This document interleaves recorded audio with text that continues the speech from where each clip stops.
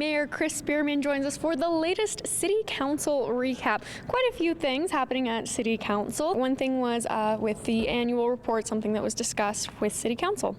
Yeah, we had the annual report and the audited financial statements presented yesterday, received by City Council.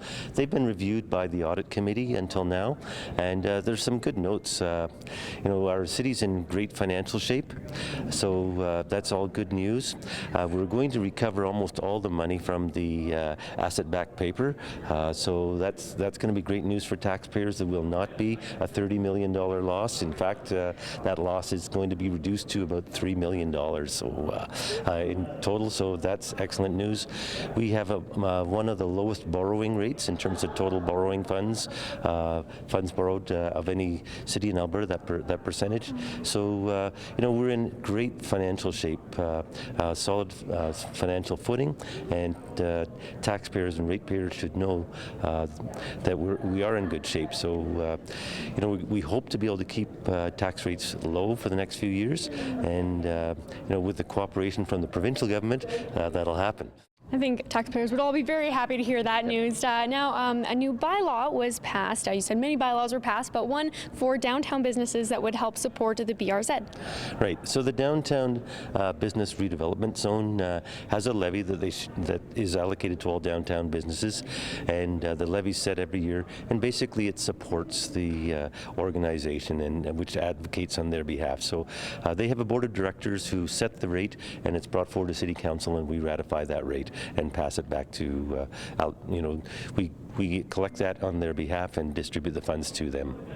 And now let's talk about, with great weather that we've been having in our city, we can think about maybe getting out and golfing, and Henderson Lake Golf Course received some funding from Council for a little revamp. Well, they've asked for $75,000. Basically, it's a park that's owned by the city.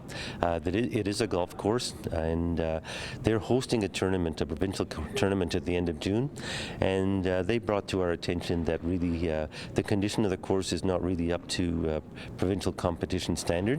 So there were some improvements that are required.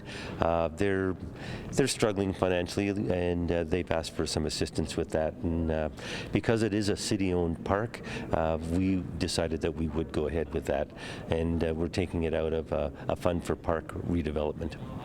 And also in Henderson Lake, of course, is the gem of the city, maybe you could call it. That is the Nico Japanese Gardens. They were granted municipal historical status. And what does that mean for the gardens?